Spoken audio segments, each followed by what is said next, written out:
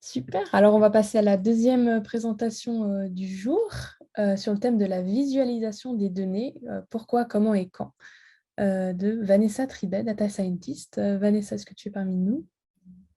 Je suis là. Super. Alors, je vais te donner la main tout de suite. Tu peux partager ton écran. Parfait. Alors, est-ce que vous voyez correctement le fichier? Oui, c'est tout bon. On voit bien. Génial. Parfait. Bon, bah déjà, bonjour tout le monde. Avant de commencer, peut-être tu peux le mettre en mode présentation ou Pardon? si tu veux le mettre en mode présentation, parce qu'on voit en fait le haut, c'est tout. Parce que j'ai mes notes à côté. Ah, bah Du non, non, coup, c'est tout bon. Je remarque, te laisse. Désolée. mais je Ça va peux bien. Non, mais globalement. c'est très bien comme Ça va ça, pas bien, de ça va problème. bien. C'était un petit détail. Allons-y. Oui, bah alors déjà, merci beaucoup pour la présentation également d'avant. J'ai également appris plein de choses. Merci pour ce partage de connaissances. Euh, du coup, je ne sais pas si je peux y aller sans autre, Vas-y, je si t'en prie. Julia ou Megan voulaient dire quelque chose. C'est tout bon. Ok, génial. Bon, et ben alors, bonjour à tous et à toutes. Je m'appelle Vanessa et aujourd'hui, on va parler de quelque chose d'assez intéressant, je pense, pour tout le monde. C'est tout ce qui est lié à la visualisation des données. Donc le thème, on va parler de pourquoi, comment et quand. Vous allez voir qu'en fait, c'est quelque chose que vous faites déjà tous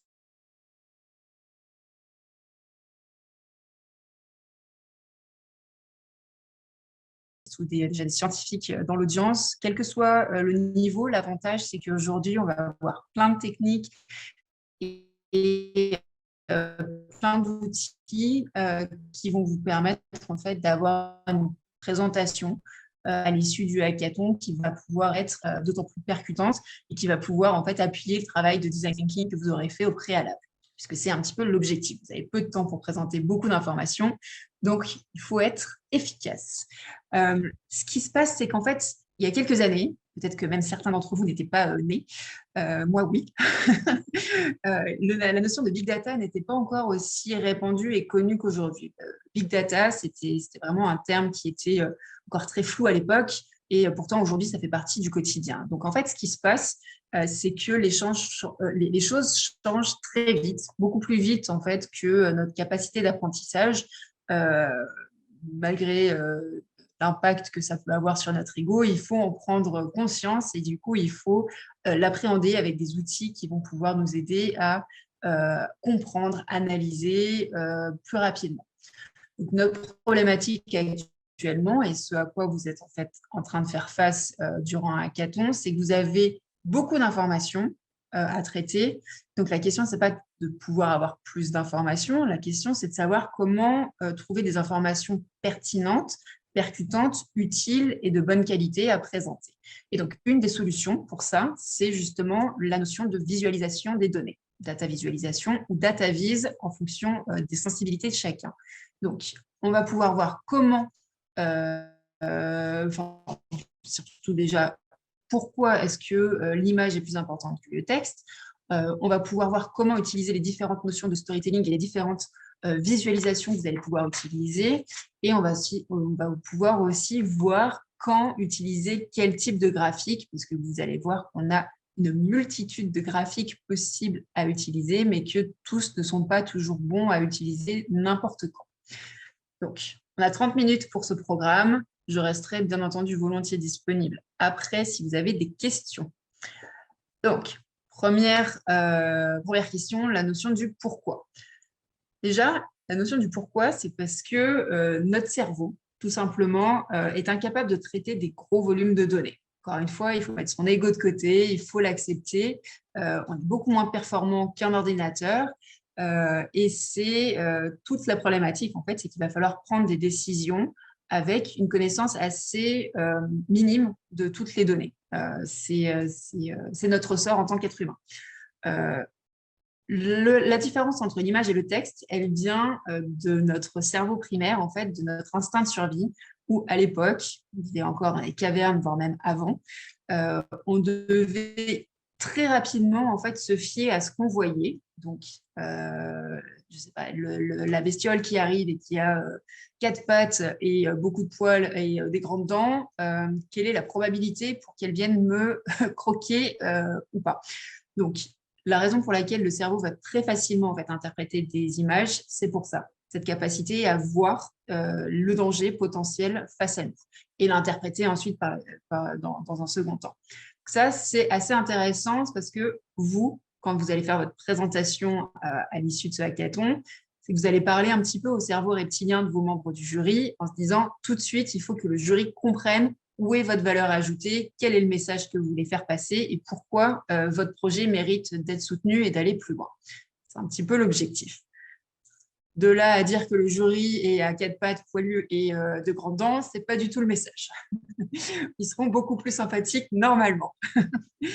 Donc, le contexte, c'est que dans cette situation de survie, il faut bien comprendre qu'avec le temps qui avance et les avancées technologiques auxquelles vous faites face, on va avoir de plus en plus de données disponibles, moins en moins de temps en tant qu'être humain pour les traiter et de moins en moins de ressources pour pouvoir interpréter toutes ces informations. Donc, c'est pour ça qu'en fait, la notion de visualisation des données va être extrêmement utile parce que c'est un outil qui va vous permettre de dire beaucoup d'informations en très peu de temps. Et c'est pour ça qu'on est là aujourd'hui. Comment utiliser? Alors, je ne sais pas combien de temps vous avez cette année pour faire votre présentation. Julia, vous avez 2 minutes. 2 minutes, c'est très court. Vous allez voir, vous allez transpirer un petit peu, mais c'est un petit peu l'objectif aussi de ces séances. Donc, ce qui va se passer, c'est que pendant cette présentation, vous allez faire face à 2 problématiques sur lesquelles vous allez avoir, je dirais, soit pas, soit peu d'influence. La première, donc, c'est le temps. Les 2 minutes, vous ne pourrez pas changer le temps. Encore une fois, à moins d'inventer une machine à remonter le temps ou à arrêter le temps, mais là, on est hors sujet. Ou la capacité et les performances des autres équipes. Et là, pareil, vous allez avoir assez peu d'influence, à moins de saboter leur projet, ce qui n'est vraiment pas le but. Vous n'allez pas pouvoir avoir d'influence sur ce sujet-là. Donc, il va falloir se concentrer sur ce que vous allez pouvoir contrôler. Et donc, ce que vous allez contrôler, c'est l'image que vous allez diffuser de votre projet. C'est-à-dire que vous allez pouvoir mettre en avant qui, d'après vous, seront les plus importantes et les plus influentes pour pouvoir aider le jury à comprendre les points clés de votre concept. Donc, c'est exactement en fait ce qui s'était passé, si vous voulez prendre un exemple, avec Apple. À l'époque, Apple n'était pas du tout à l'origine des produits les plus innovants ni les plus performants. Par contre, à l'époque déjà, ils avaient compris l'importance du storytelling et l'importance du département marketing autour. Et c'est ce qui a fait tout le succès de la marque jusqu'à encore aujourd'hui comme élément de référence. Donc, c'est un petit peu également ce que j'entendais dans la présentation précédente. Le côté communication et le côté répondre à une problématique va être extrêmement important. Et c'est sur ça qu'il va falloir vraiment communiquer. Et ensuite, les questions techniques pourront être vues dans un second temps, mais sur cette partie visualisation, il va falloir vraiment axer le message sur les informations, la valeur ajoutée à transmettre au jury. Il faut que, quand le jury est là, il ait les réponses à toutes les questions qu'il peut se poser. Et si vous faites un petit effet waouh en bonus, globalement, normalement, vous êtes sur le podium et vous pourrez porter le projet un petit peu plus loin. Concrètement, donc, l'objectif de la visualisation de données, qu'on appelle aussi donc data vise, c'est vraiment d'avoir un rassemblement d'informations sur un espace limité pour pouvoir faire sortir soit des tendances, soit des informations clés très rapidement, de façon très, très compréhensible et de façon à ce que n'importe qui puisse comprendre le graphique que vous allez présenter. Même quelqu'un qui n'a aucune idée de quoi il s'agit, il faut qu'en voyant le graphique, la personne puisse comprendre grâce aux titres, grâce aux légendes, grâce aux couleurs, grâce à tout ce que vous aurez inclus dedans, quel est l'objectif, quel est le contenu de ce message, quel est le message que vous voulez faire passer. Ça, c'est extrêmement important. La question, donc, ça va être de se dire comment est-ce que je peux faire ressortir un message au milieu de toutes les données qui sont collectées. Ça, c'est le retour sur ce concept du storytelling. Je pense que là, encore une fois, c'est un concept que vous avez déjà entendu et réentendu des milliers de fois.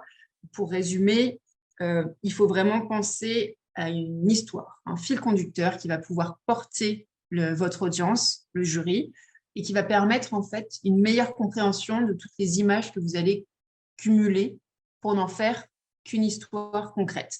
Netflix a très bien compris le concept du storytelling, parce qu'il l'emboîte de façon très mécanique et très mathématique. Vous regarderez, si ça vous intéresse, tout ce qui est lié à l'algorithme de Netflix. Les séries qui cartonnent, c'est pas forcément que du génie artistique, c'est du génie mathématique. Ils savent exactement quand mettre quel type de visuel, quel type d'image et quel type de musique. Parenthèse mise à part, votre hackathon, ce qu'il va falloir donc faire, c'est bien penser au message que vous voulez faire passer. Qu'est-ce que le jury doit retenir à l'issue de ces 2 minutes? Et ensuite, vous demandez comment vous allez pouvoir le mettre en forme. Si vous commencez déjà à vous dire « je voudrais bien tel type de graphe parce que c'est joli, c'est interactif, c'est mignon, ça fait un effet waouh », sans vous poser la question du message, vous prenez le problème à l'envers et on risque de ne pas percevoir le message clé initial. Je le précise parce que c'est souvent ce qui ressort en fait, et ça peut être pas seulement dans des cas de hackathon, ça peut être aussi dans des thèses ou dans des mémoires poussées. Quand on veut trop faire joli, des fois on en oublie le concept initial et ça se ressent à la fin. Donc n'oubliez pas, le principal élément de votre visualisation, ça va être quel message voulez-vous faire passer. Grâce à de nombreux informaticiens, de nombreux innovateurs comme vous, des personnes ont mis au point des logiciels qui vous permettent de valoriser ce fameux message et de pouvoir en fait vous aider à vous concentrer sur le contenu plutôt que sur la forme, parce qu'on n'est pas tous des graphistes nés. Mes capacités en dessin, je pense que Julia pourra les noter, sont pas du tout remarquables. Donc, je suis heureuse d'avoir pu commencer à utiliser des graphismes, des logiciels qui ont fait le job pour moi. Donc, un des premiers logiciels que je vais pouvoir vous recommander, et ça, c'est accessible pour tout le monde, c'est Infogrames. C'est gratuit, c'est facile, c'est ce qu'on appelle user-friendly. Donc, c'est vraiment très, très facile de prendre main sur ce logiciel. Et vous allez pouvoir utiliser un template, visualiser du coup les données que vous voulez intégrer dedans et ensuite publier de façon très harmonieuse et très harmonieuse, jolie, facilitée. Donc ça, c'est un très bon outil si jamais vous avez peu de temps pour pouvoir mettre en forme vos données. Ce qui sera certainement votre cas puisque les hackathons, par définition, vous avez très peu de temps. Donc ça, c'est une bonne base. Facilement accessible. Vous aurez du coup la présentation qui sera disponible. Si vous voulez revenir sur certains graphiques ou sur certains sites web, vous verrez que tout est disponible. Un autre outil que je peux vous recommander et qui est encore une fois accessible à tout le monde, que vous soyez doué ou pas en analyse de données ou en graphisme, ça s'appelle Piktochart. Le principe est un petit peu le même. Vous allez pouvoir utiliser des templates que vous allez pouvoir ensuite personnaliser et compléter en fonction de vos besoins. Il n'y a aucune honte quelque part à avoir à utiliser des templates. Au contraire, si vous pouvez utiliser des templates pour pouvoir mieux passer votre message et vous concentrer sur le texte que vous allez communiquer, c'est encore mieux. Et comme vous voyez, je vous ai mis les entreprises qui utilisent ce type de logiciel. Disney en fait partie, Accenture aussi. Donc, si eux les utilisent, pourquoi pas vous? Il y a des concepts un petit peu plus complexes si jamais on a un petit peu des informaticiens et des codeurs sur l'événement. Vous verrez que, par exemple, Digraph vous permet de faire des graphismes beaucoup plus techniques et un petit peu plus évolués. Mais ça, ce sera en fonction des compositions des équipes de chacun et des affinités de chacun. Donc ça, voilà, je vous l'ai mis comme ça, vous l'avez également à disposition. Comme ça, il n'y a pas de surprise. Quelque chose aussi qui est très facile à utiliser et en plus interactif, joli, qui peut être très minimaliste, mais parfois le minimalisme fait très très bien les choses puisqu'on va directement au cœur du sujet, c'est Google qui a mis en place un Data GIF Maker. Donc là, on ne le voit pas, je vous laisserai aller sur le lien, mais c'est en fait des graphiques qui vont être interactifs, donc qui vont évoluer, qui vont donner un côté dynamique à votre présentation, qui vont accompagner en fait l'audience dans l'évolution de votre message et de ce que vous souhaitez communiquer. Donc voilà, donc ça peut faire, par exemple, le Racetrack, c'est un graphique que j'aime bien, parce que ça permet en fait de montrer l'évolution de 3 ou plus, hein, en fonction de ce que vous avez besoin, de 3 valeurs, et donc de pouvoir bien montrer, si jamais vous voulez montrer une notion, par exemple, de performance qui est augmentée grâce à votre solution, vous pouvez très bien dire, bah voilà, la performance de notre projet suit la ligne bleue, alors que nos concurrents principaux actuellement sur le marché sont sur les lignes jaunes et rouges. Parfois, il n'y a pas besoin d'aller beaucoup plus loin que ça. C'est parlant, c'est visuel. On comprend tout de suite. Il faut rajouter quelques légendes, bien entendu, pour accompagner le graphisme. Mais là, avec quelque chose d'extrêmement simple, hein, vous avez juste un clic à faire. Même pas besoin de données complémentaires plus poussées. C'est créé et après, à vous de l'argumenter derrière. Ça, c'est extrêmement facile. Quelque chose que j'affectionne particulièrement, c'est un outil qui s'appelle Tableau. Vous avez un tableau qui est professionnel. Là, je ne rentrerai pas dans le détail, mais vous avez également un accès public gratuit. Donc, c'est Public Tableau, grande surprise. Là, il faudra un tout petit peu plus de temps pour être à l'aise avec le sujet, mais vous verrez qu'en fait, c'est quand même très, très... on s'y fait très vite, on comprend très vite les données, on va rentrer des données type Excel dans le logiciel. Et là, en fait, ce qui peut être extrêmement intéressant, au-delà de l'utilisation du logiciel en lui-même, c'est d'aller regarder toutes les inspirations des autres créateurs. Donc là, je vous en ai mis un avec le lien en dessous, mais vous verrez qu'il y a plein d'exemples en lien avec le sport aussi. Et là, par exemple, c'est pour visualiser les 1000 courses que la personne avait faites. Donc, on a un graphe visuel et ensuite, quand on passe la souris sur chacun des parcours, on a le détail, les informations techniques, le temps parcouru, etc. Enfin, tout dépend du message, encore une fois, qu'on veut faire passer. Mais là, si on veut accentuer sur le côté quantité et sur le côté diversité, c'est facile, c'est visuel. Et ensuite, pour alimenter la discussion que vous avez avec votre audience, utilisez le côté interactif en passant la souris sur les parcours, par exemple. Ça peut être quelque chose d'assez sympa. Donc, encore une fois, là, c'est vraiment, je vous fais une présentation très linéaire des différentes solutions que vous pouvez utiliser. On va rentrer un petit peu encore après dans le détail sur comment formuler, comment valoriser chacune des informations, qu'elles soient quantitatives ou qualitatives. Mais en tout cas, Tableau, c'est un des outils préférés dans la data visualisation. Pour ceux qui sont déjà un petit peu experts en Excel, le Power BI, c'est le Excel un petit peu plus, qui donne encore une fois un petit peu un effet wow sur vos présentations et qui va permettre de convertir très rapidement des données basiques en des graphes extrêmement parlants. Et cet effet wow est souvent source de conversion et d'intérêt supplémentaire. On va pouvoir s'attacher aux détails si on a cet effet interpellant, je dirais, sur la visualisation des données. Souvent, un tableau Excel, on ne va pas se mentir, c'est pas très sexy, on n'a pas envie de passer des heures dessus, tandis qu'une fois qu'il est converti en un graphique un petit peu interactif, ludique, on va cliquer à différents endroits et ça va être un petit peu plus parlant et on va pouvoir passer du temps dessus. Ça, c'est la conversion. Excel, malgré tout, on a tendance à dire que c'est pas très sexy et pas très joli, effectivement, mais malgré tout, si on y passe du temps, on est capable de faire des choses assez impressionnantes avec Excel. Je vous ai mis un petit tuto également sur comment faire des graphes ou des visuels parlants juste avec Excel, du coup, sans besoin de compétences, je dirais, techniques supplémentaires que les logiciels de base. Si on va aller un petit peu plus loin et encore avoir un petit côté atypique dans nos présentations, on a des graphiques qui sont complètement originaux, complètement interactifs,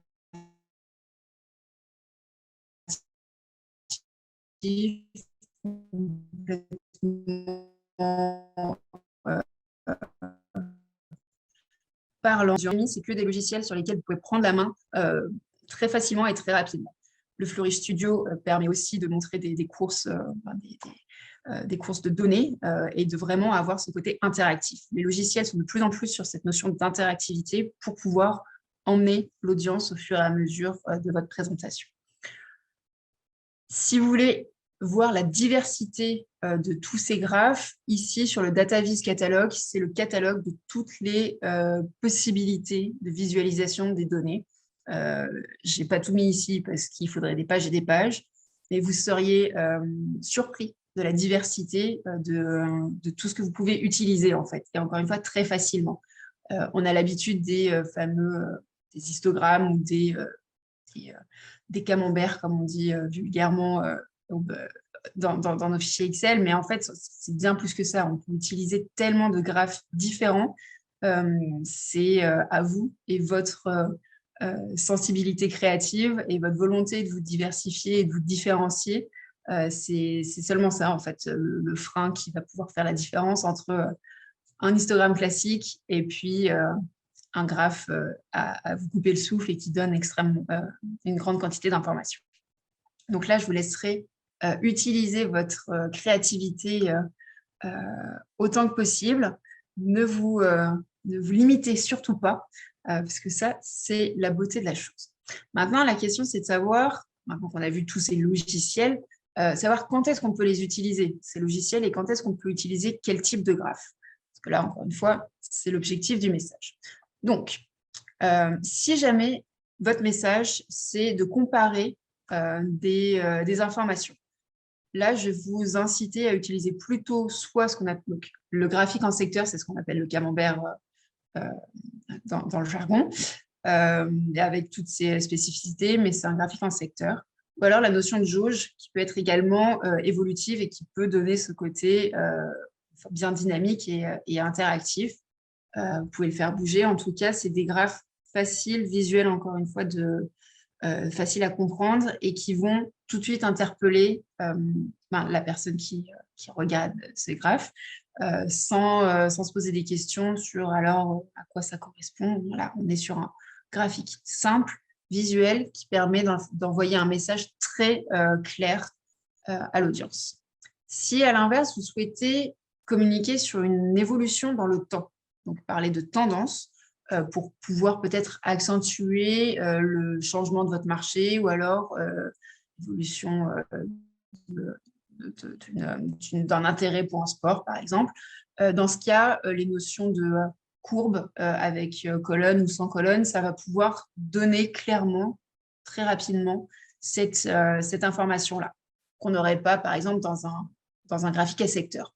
Donc, les courbes sont extrêmement parlantes, graphique à colonne également. Si à l'inverse, vous souhaitez plutôt parler d'une répartition d'une population, donc parler de, par exemple, différents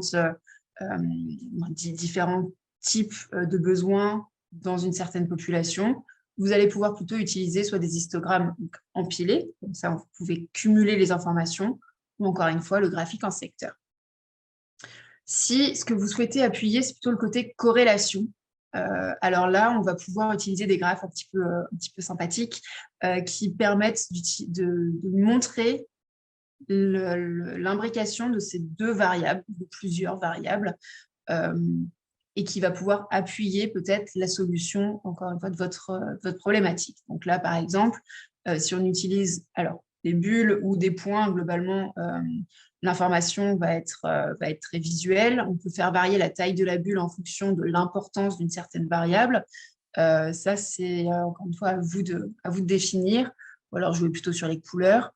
Tout est possible. Si on veut plutôt comparer des valeurs, d'avoir cette notion plutôt quanti, la notion de graphe en araignée ou alors de radar, ça a différents noms, est assez parlante. Je trouve que c'est quelque chose qu'on voit assez peu, mais qui est pourtant assez joli et qui donne cette concentration. Si on a vraiment un graphique en araignée qui est très diversifié ou qui est très centré sur une variable, bon, bah là, on a encore une fois l'œil qui va directement dessus et on aura une information immédiate à transmettre. Donc, ça, c'était par thématique. Si on veut plutôt se concentrer sur le côté quali de nos graphes, donc ça veut dire des informations, on a aussi certains outils extrêmement intéressants qui sont de plus en plus utilisés. Alors, par exemple, le nuage de mots, je ne sais pas si vous l'avez déjà vu, qui soit en nuage de façon très aléatoire ou sous forme d'une pomme, par exemple, ou d'un vélo, si vous faites un projet vélo ou qu'importe. Ça parle. On est sur quelque chose de représentatif et on va appuyer vraiment les mots-clés qui doivent ressortir. Plus le mot-clé va être utilisé ou important, plus il va être écrit en gros. Et donc là, on a un message assez clair. J'aime bien l'utiliser en début de mes cours pour avoir l'humeur des étudiants en début de classe. En général, si c'est 8 heures le matin et en début de semaine, qu'il n'y a pas encore eu assez de café ou de Red Bull, le message, c'est on est un peu en fatigue.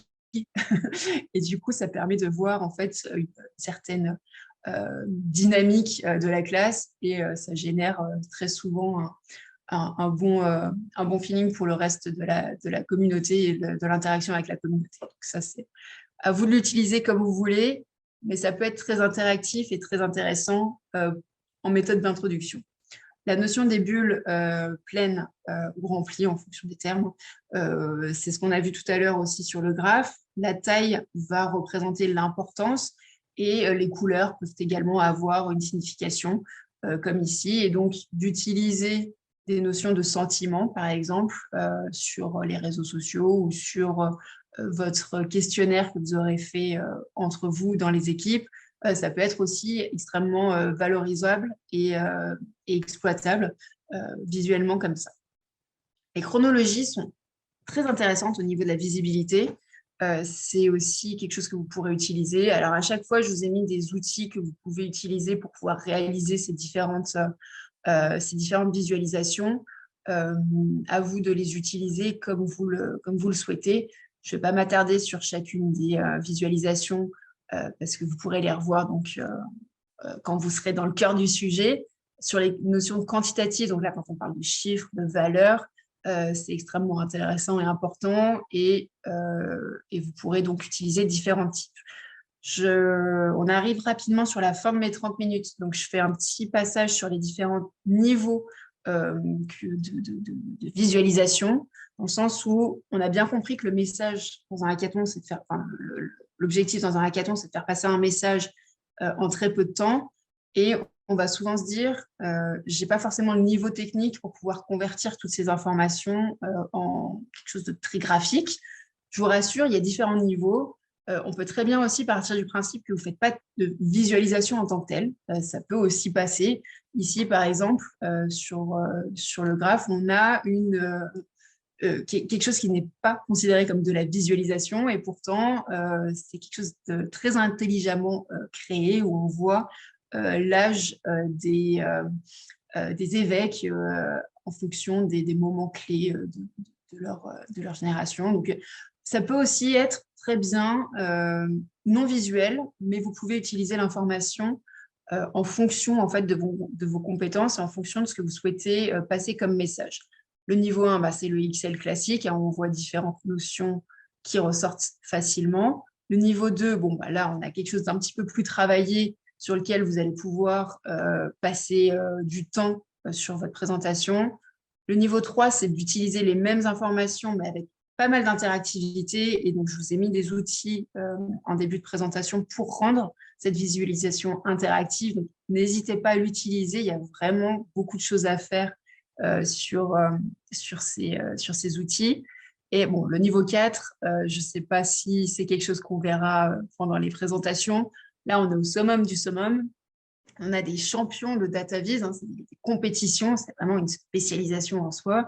Et où là, ce que vous voyez, par exemple, c'est la représentation des notes de Vivaldi. Enfin, je vous ai mis le lien de la vidéo, vous verrez, ça peut être assez passionnant. La conclusion, elle est assez, je dirais, logique. c'est que pour pouvoir faire une présentation percutante, performante pendant ces 2 minutes, en ayant peu de temps pour combiner les infos, la première chose à faire, c'est de connaître son audience. À qui est-ce que vous allez vous adresser quand vous parlez? Soyez très, très, très clair sur le message que vous allez vouloir faire passer. Adaptez le visuel donc, en fonction des paramètres que vous aurez choisis. Toujours inclure des légendes explicatives autour de votre visualisation et de votre graphe, parce que sinon, ça ne veut rien dire. Et du coup, tout l'enjeu et tout l'avantage de ces visualisations perd son sens. Ne pas hésiter à utiliser tout ce qui est appelé les valeurs aberrantes, ce qu'on appelle des outliers. Des fois, ça peut être une erreur de calcul, mais des fois, en fait, cette fameuse petite valeur qui n'a absolument rien à voir avec le reste, c'est peut-être ce qui va vous permettre de justifier l'innovation de votre produit.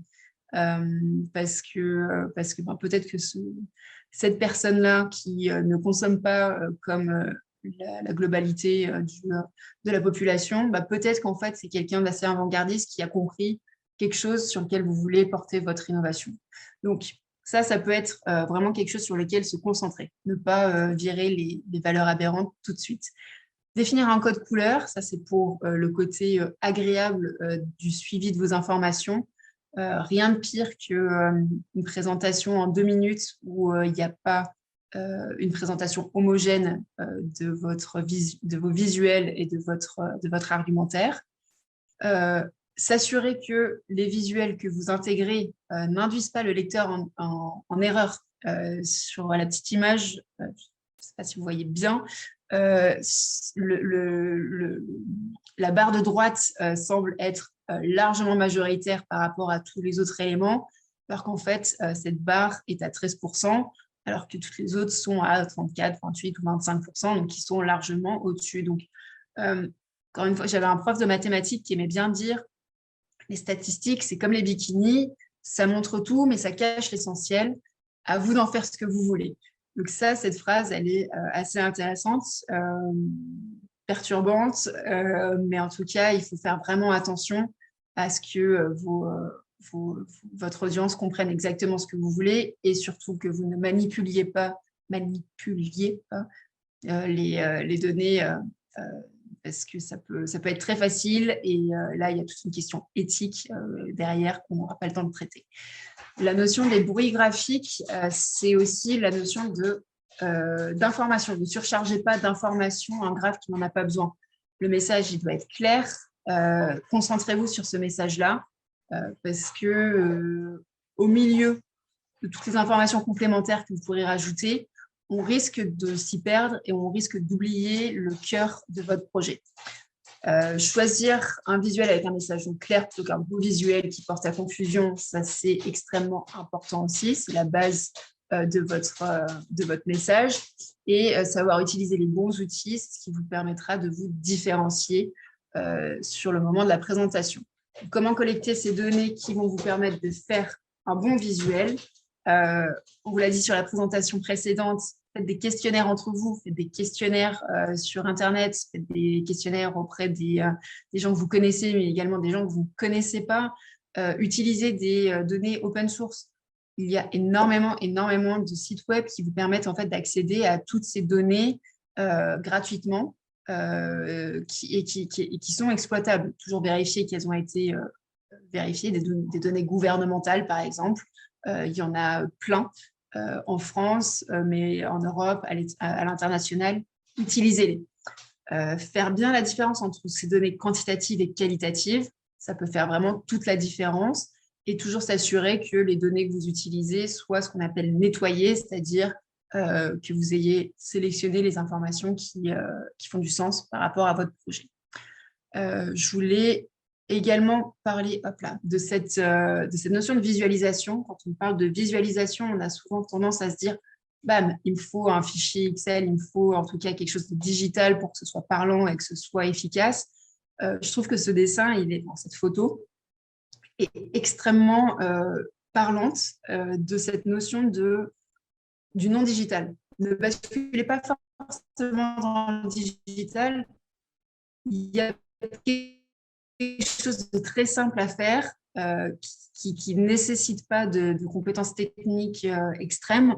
Là, sur ce dessin, qui va être extrêmement rapide à comprendre. Là, ce qu'on veut, c'est de la matérialisation en 3D, la simulation en 3D qui soit visuelle pour tout le monde, quel que soit, il n'y a pas besoin de batterie, il n'y a pas besoin d'ordinateur, il n'y a pas besoin de ressources financières supplémentaires pour alimenter cet écran. Alors, je trouve en tout cas cette photo extrêmement parlante et j'espère qu'elle vous inspirera pour vos présentations à vous dire tout n'est pas que digital et parfois la meilleure innovation, encore une fois, est dans le minimalisme et dans la simplicité. Voilà. 30 minutes, c'est très court. Je vois que j'ai un petit peu débordé aussi. Merci pour votre attention. Je ne sais pas s'il y a des questions. Je réponds avec plaisir, soit maintenant, soit un petit peu plus tard sur LinkedIn ou autre. Je me réjouis de pouvoir vous accompagner dans ce hackathon et sur tout ce qui est compréhension, base de données et visualisation. Merci beaucoup. Merci Vanessa, super présentation. Je ne sais pas s'il y a des questions dans l'audience. Ah, je vois que Cédric lève la main. Oui. Merci beaucoup Vanessa pour la présentation. En effet, je pense qu'on n'utilise pas assez les visuels et je suis curieux de voir la fameuse compétition. J'avais une question, mais je ne sais pas qui d'entre vous pourra nous répondre. C'est justement connaître son audience. Qui fera partie du jury? Est-ce qu'on peut avoir la liste en amont? Est-ce qu'on peut savoir quelle est la typologie au moins des membres pour savoir si on a plutôt un public jeune, expérimenté, moins expérimenté, investisseur, spécialiste du design thinking, etc. Je laisserai Julia répondre du coup pour cette question. Ouais, on va prendre la main de ce côté-là. Julia, je ne sais pas si tu veux. Oui, c'est très simple. En fait, Vanessa le connaît. En fait, le jury, c'est vous, parce que les prix à gagner sont des prix symboliques. Donc, il n'y a pas d'enjeu comme une compétition. C'est d'abord un événement collaboratif. Donc, en fait, c'est l'ensemble des participants qui attribueront les prix. Donc, en fait, vous pourrez simplement voter pour votre projet coup de cœur.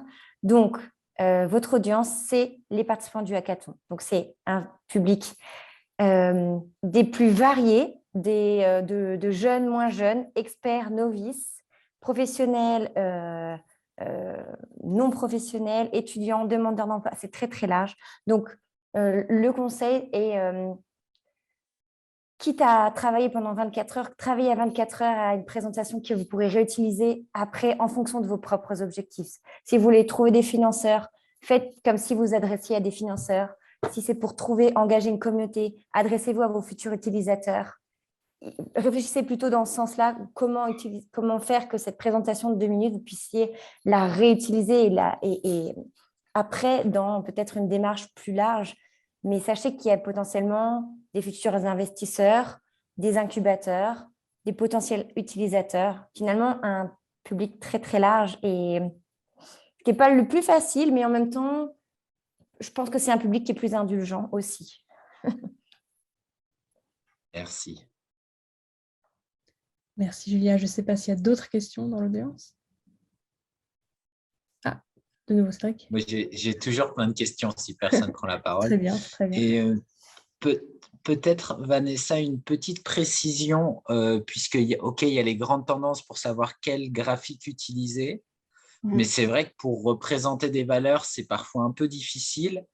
Est-ce que derrière, quand on a un doute, on fait appel à vous sur LinkedIn et vous êtes sous l'eau face au nombre de demandes? Est-ce qu'il y aurait des grandes tendances pour approfondir ça? Puisque j'ai bien compris, si on compare qu'une variable, plusieurs variables, si on veut montrer un système de vitesse.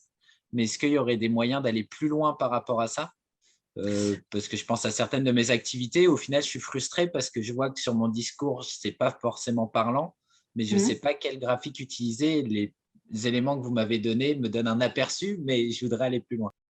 Oui, alors c'est vrai qu'en 30 minutes, du coup, j'ai fait le même exercice que vous. J'ai dû faire un grand résumé de beaucoup d'informations. Avec plaisir, vous pouvez bien volontiers m'envoyer, par exemple, soit des exemples pour me dire, voilà, j'ai ce message à faire passer, qu'est-ce qui est parlant, celui-ci ou celui-ci. D'ailleurs, vous pouvez également utiliser, encore une fois, les autres participants. Le côté communautaire de cet événement, c'est, pour l'avoir vécu les années précédentes, c'est l'aspect, je crois, le plus stimulant, le plus intéressant, le plus surprenant. On en découvre beaucoup plus que ce qu'on croit au départ. Donc, utilisez cette richesse de participants autour de vous. Après, s'il y a vraiment des questions du coup plus d'ordre technique, avec grand plaisir, je répondrai. Voilà, si par exemple, vous voulez absolument... vous savez déjà un petit peu sur quel type de projet vous voulez partir? Donc, moi, je serai participant, donc je vais voir en fonction du leader sur quoi il voudra partir. Donc, c'est plus sur des projets à moi hors hackathon, mais qui, je pense, servira à tout le monde au sein de l'hackathon également. Donc, je n'ai pas d'exemple spécifique pour ce soir.